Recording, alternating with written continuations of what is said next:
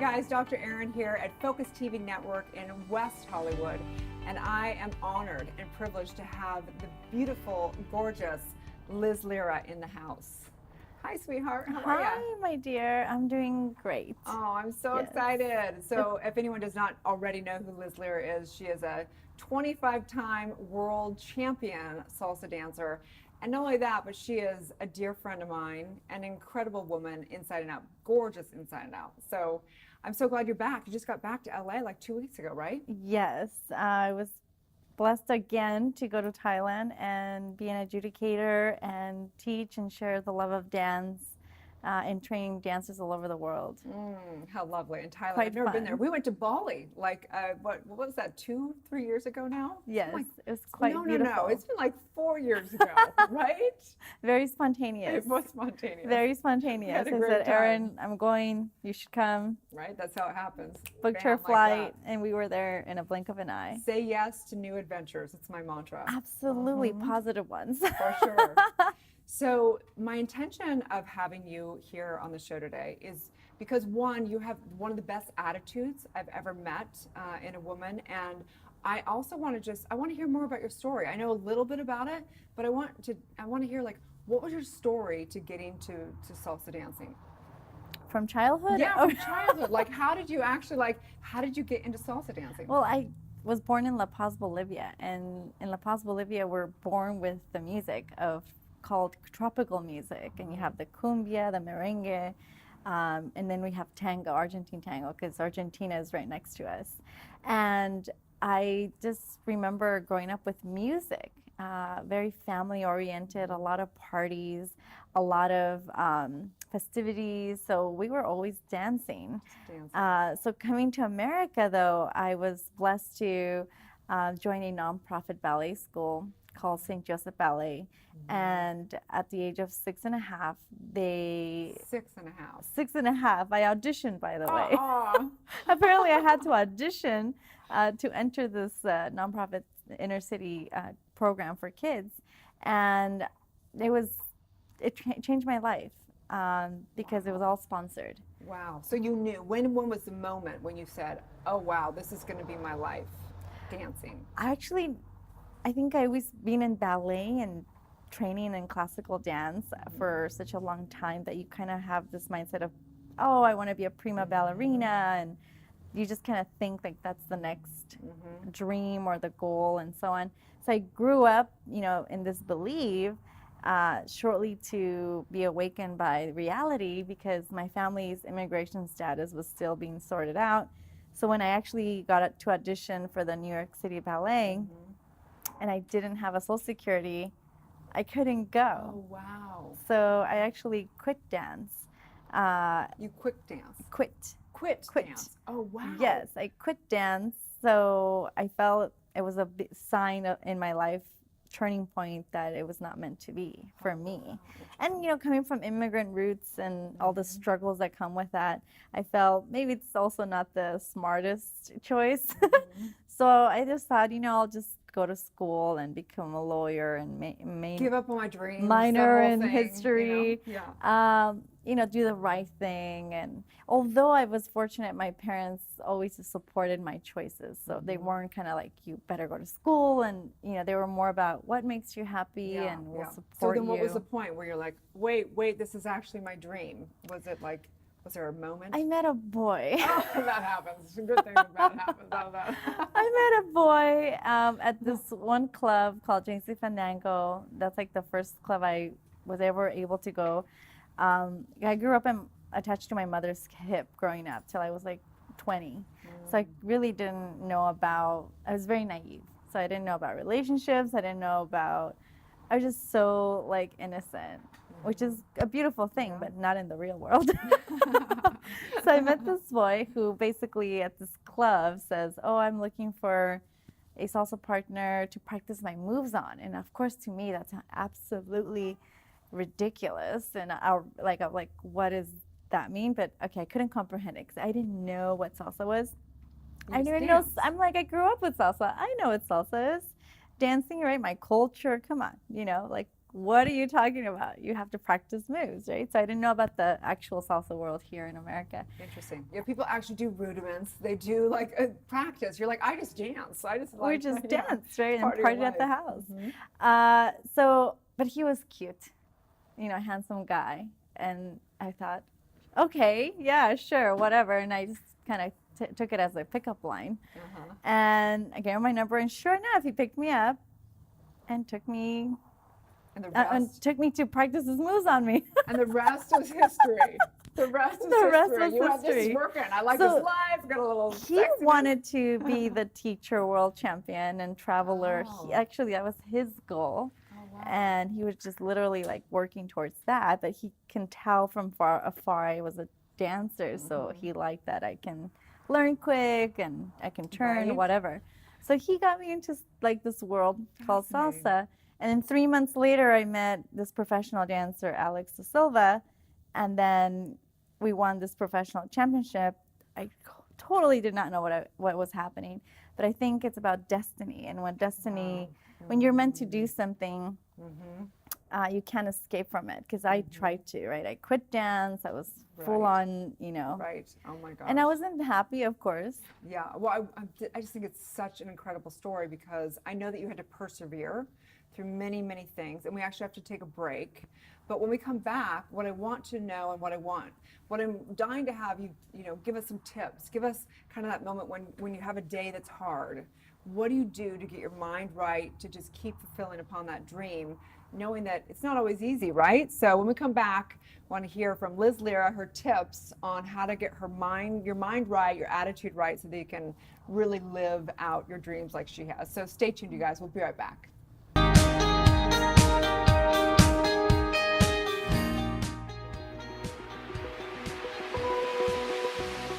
Dr. Erin here, Doctor of Divinity, teaching universal laws and spiritual truth. And I am thrilled to announce the new show on Focus Television right here in West Hollywood, Los Angeles, California.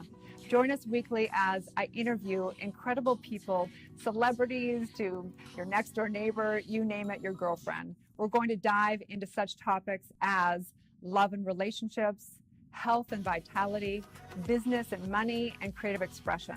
And I'm thrilled to just go on this awakening journey with you as we tap into meditation, visioning processes, intuition, and all the above. So stay tuned as we do this together.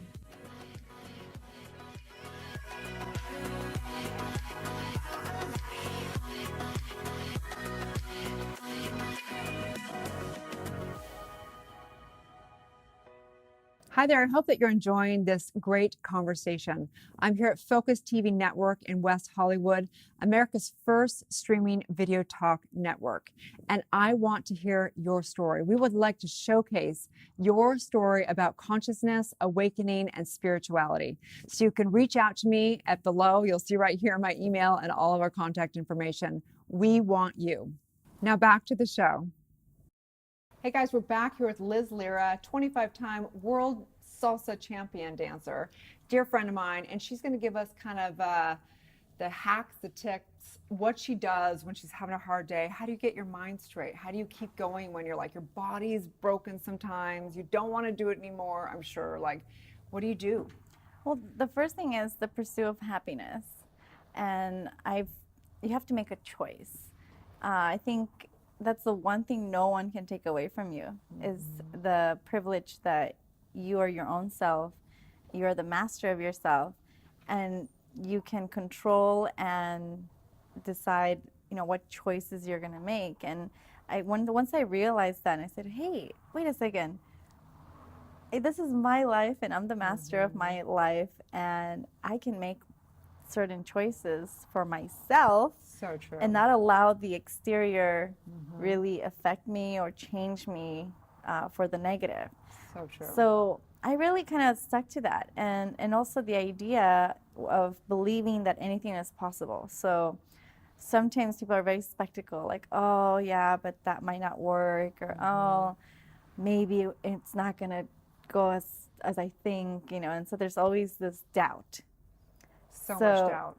So much doubt. You're preaching my whole thing. It's all commitment. It's all decision. All the rest is details, how we do it, and the tips and hacks, and there's other things. But I couldn't agree with you more. Bottom line comes down to belief. Bottom line comes down to that commitment of knowing you're worth it. So what do you do? Like, what hacks, what secrets do you do? Like, for instance, I just know I have to work out. I've got to eat well. I've got to sleep well. I've got to hang around with good girlfriends. I've got to do all those things. Do you have any like little secret hacks that you do for just getting in a great mood? I think I just check myself. Like if I'm looking at myself in the mirror, anything that comes up, I'm always thinking, it's like if like shopping, for example, or drugs or alcohol, I always think, do I need this? So in that moment, I always kind of check myself, and it's helped me a lot actually to look at something and realize, do I need this? And be like, nope, I don't need it, and I let it go, whereas some people I think are very impulsive and they don't take the moment to think like how it's going to impact their lives. So true. Including people, right? So even people I meet, I'm like, well, I love having great friends, but it's so hard to find really good ones, that kind of think a certain way or have this positive attitude and so on. And although I embrace everybody, but I'm just saying to let them in, like really let them in. Well, you were a no-brainer for me friendship-wise, because I remember when I had to do that with a mentor, they said, focus your life down to like the things that are really important to you. So for me, it was my spiritual work. It was my family. It was dance. And it was travel. Like those were my primary things. And so when I met you and I was like, oh my gosh, not only is she in one of my primary things that's so important to me in my life, but for me, it's a must with my girlfriends that they've got to be up, they've got to be positive, and they've got to be up to something in their life. Like for me to really have them as my dear friends. And you were so special to me, such an amazing woman, and you've been such an inspiration. So I'm curious to know. And then. Oh, sorry, you're going on. Sorry, she's going on, cutting her off. And no, it's all good. Yeah. And then I admire you so much too, and it's just a blessing also to be here and share this moment with you. But also, I've always kept telling myself about kindness and how kindness can go a long way with everyone, right? So I think that comes from, me also having known pain and suffering, and believe it or not, I think some people never really experience that sometimes because they're so spoiled. They don't even realize, what it is to work hard, or what it is to sacrifice, or what it is to have people treat you not so kindly, right? So I always reflect on myself, because at the end of the day, people say, what do you want to be remembered by? Right? Sure, it's maybe something you've done, something you've established, or so on. But I think for me, it's like life is so short, really, in reality, that I kind of just want to be loved by my friends. And whether they're acquaintances, students, my really closest friends, but for them to be inspired by me to be better. Yeah. Right? You do that. Yeah, it's like super important. And even like from, a stranger, and sometimes people will be, they'll like honk you and they'll tell you off while they're driving, in the freeway. And I just smile and I'm like, I'm sorry. I can't see you getting mad. I'm like, I kind of smile. That's my first reaction. And I'm like, I'm sorry, and even though they're just crazy, I'm like thinking, wow, they're probably just having a really bad day. And I can't let it affect me because I'm just trying to be a decent driver in the street, right? Like people are going crazy. And I've had people come out of their car and yell at me because I parked in a parking spot. And I'm like, you were waiting for that? Well, I didn't know. And it becomes this whole thing, right? And I'm like, wow, are people that like just so like intense? It's just so intense. I just can't even believe, someone would get out of the car and start screaming for a parking spot. I'm kind of like, and I mean, I'm just like, oh, I'm so sorry. And well, also they're probably not fulfilling their dreams, so they're frustrated, right? So fulfilling your dreams, as you know, is so important. So I always think someone that gets out of their car and screams, I go, oh my gosh, imagine how frustrated they are in their life. Right? And what really transformed, the last thing I'll mention about this kind of, secrets or things that kind of, it helped me stay a certain path, is once I chose to have my career as a dancer and knowing that, well, anything is a risk, really. I mean, you become a lawyer, become an attorney, Yep. that's still a risk, you know? So no matter how successful a career can be for you, the beginning stages are always going to be, you know, rough. And they're course. always going to be work in progress. course. But for me, I said, you know, I believe in myself first and foremost. So that's the other thing, is that I just believe in myself, that as long as I'm good to myself, like my health, my well-being, Right. the people around me, and that I'm good with everyone else, like I'm just being a good person and not like trying to take advantage of people or playing games or being all weird like that, you know? Right. Um, It's so basic, but yet it's profound. And yeah. that's the way I see you living your life. I mean, I mean, you can be anywhere in the world, and yet when you're at an intimate party with just the people in your studio, like you're so present, you're not too good for it, you're you're kind to everybody. And what helped me really take that leap, because I think a lot of people struggle in knowing, okay, so this is not for me and I'm not happy here, but they just don't know how to To take that take that quantum leap. grace. Why? It's because they're scared of failure, like we all are, right? Maybe they just don't believe in themselves as much as they could to their full potential. Or maybe they just are complacent and just kind of settle I know, with I that, know. which Yeah. is so sad. I know. Um, Yeah, we have to take a break again. I'm so, Yeah, like, it's all good. these, I mean, it's just the profound. I'll It's conclude really, with it's the the whole thing. basis of everything. And I know you live on principle like that for sure. So when we come back, I actually want to get into a little fun game real Uh-oh. quick. Just some deeper questions and some kind of sillier questions real quick, okay? Sounds good. Because I wish we had all day long. I want to hear every I know, we can ounce of talk your question. forever. I know, but so stay tuned as we dive deep into, I want to find out what her darkest hour has been, and a few fun things. Things we'll find out. Come back in 1 second. Stay tuned, you guys.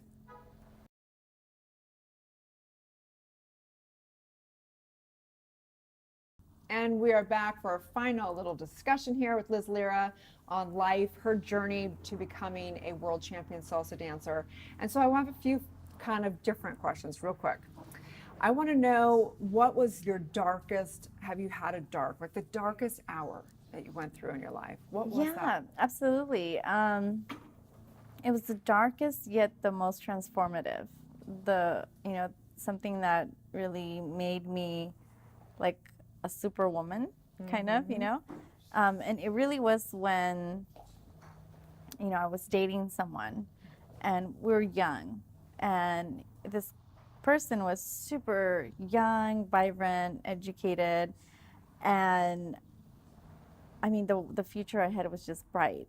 But then he got hit by a platoon boat and passed away. And just don't expect, you don't see that coming. You don't see you're here enjoying yourself, you're seeing this person, they're healthy, they're getting education, and he lived to the fullest. Like he would travel, he would give me random gifts, and just he knew my family. My family thought the world of him, and you know, we were dating, you know, but it was young, and we were young, right? And but for me, why I'm saying that was so significant, and it impacted me very much, because you just don't expect someone you care about to just kind of disappear, and somehow their life is not here anymore, and you're thinking, what happened, you know? And but I remember that during that time in my life, I was like super workaholic, killing myself, perhaps not grateful for the things that I had and the people in my life. You know, I felt that, and I saw that later though, after, because I was so blinded by desiring things, you know, like monetary, you know, making money, and at any cost, including not even have time for myself to like have a day off. You know, it's like, who does that, right? Yeah. So for a couple of years, I was like this total structure, like calendar, like everything had to be executed a certain way, or else I would get upset with myself and perhaps people around me, because things weren't, you know, perfect. right? Whatever perfect is, right?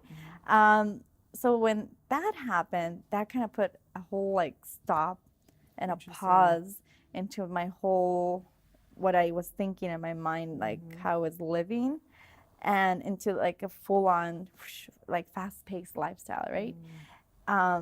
Where I was compromising so many things. And then when he passed away, I felt like, oh my God, like wow, like we don't have, I mean, anything can happen, and life is way too short for me to put myself through this. Like, what am I trying to prove here? My health, you know, I was tired. I looked tired, I'm sure. I mean, people tell me now from back then that knew me, you know, like 10 years ago, they say I look younger than at that time. Wow. They like, you look so much younger. What are you doing? You look better. And apparently, I think it's because I was stressing myself out and trying to push, trying to make things happen, whatever. But then you compromise yourself, you compromise the quality of your life, your health, and the people around you. And so, I mean, that was a really suffering time. I really, it took me about 4 to 5 years to heal from that.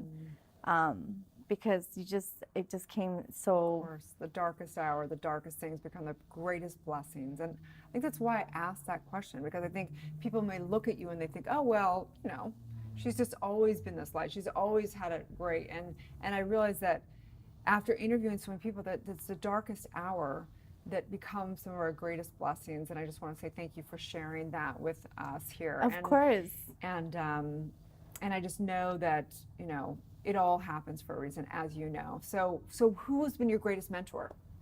My greatest mentor, I mean, most people would say maybe someone who's rich or has companies and corporations, but I really, you know, take a lot from my mother.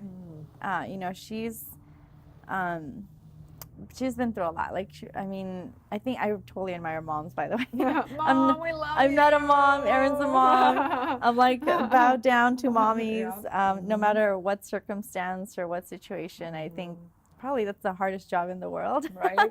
I'm not a mom, but I kind of just think this.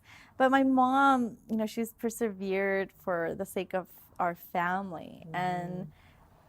And I just like commend that so much. Like, she stuck with my dad, and they stuck together through, you know, living a life that they were secure, that they know, and like La Paz, Bolivia, and just literally just leaving all of that and come to a whole new world, So courageous. new country with, you know, a young child. You know, I was, I think, 6 at the time. And before we came, actually, my father was here before us, studying at a college here, but my mom actually had like lost a baby, you know, that died in her stomach at 8 months. So, you know, I know it well. so my mom has kind of gone through like these trials and tribulations, and I feel like, gosh, in comparison, my life is like pretty decent here. You know, that I don't have to face those kind of obstacles because they've sacrificed so much for me. Oh, so much suffering. There's, you know, I think to suffer is good.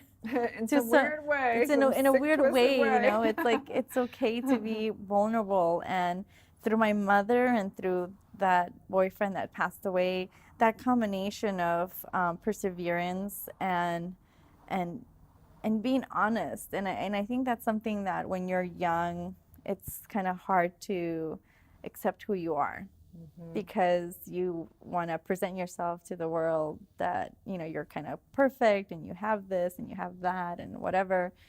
But I realized that, you know, I don't need much to be happy, you know. Okay, so how does she get happy, right?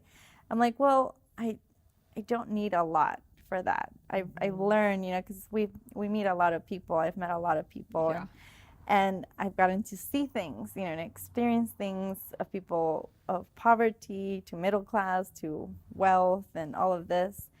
And I think it's not about any of that. I think it's more about your mindset and who you want to be yourself. And so for me, being honest is so key. So I really work hard, even though it's so hard to do, Yeah, to like communicate. So just be like, completely. Erin, Aw, you know, you said this, I and I know. didn't. I So feel true, right? comfortable about that, and actually, like, well, that's what true friends are. And Right. even though you and I don't think we've had that, that's great. Yeah, we've never like, we We- need to talk. We haven't had that, you know, like we Right, need to right, talk. right. But I know, like Oh my in gosh. relationships, I know. that's so key, That's and so key. I've had And to learn that. And you have so much advice, so much. I mean, this woman is a wealth of wisdom, gorgeousness, incredible. Unfortunately, we have to wrap up, but I'm just, I want to know, where can people find you? Where can they get involved? And so I know Liz Lyra Academy, lizlyra.com. Yeah. You have a studio right now in 3500 Overland okay, Avenue in which Los is- Angeles. What's that little city area It's like called? Culver City, Culver West City, Side. yeah, and then just check her out. Follow her on social media. It's great. She's always having positive events, salsa events, women styling events, women empowering events, and all that kind of stuff. So, anything else that I where just they can want to find say, you? guys, you know, choose to be good. That's right. Choose to give and share, and you know, choose to be happy for yourself first. Like, love yourself, right? Yeah. Love yourself, be happy for yourself, and everything kind of will flourish from there. It all does. So, And thank you for wisdom, having me. I Yes, love you. I love you so much. Thank you so much for making my life rich, rich, rich. You guys check her out. Have a great day. Check out Focus TV Network. Share this with a friend. Get involved. This is all about community talk show in the sense of awakening people to their greatness. So have a great day, you guys, and may you live your truth. Woo! Woo!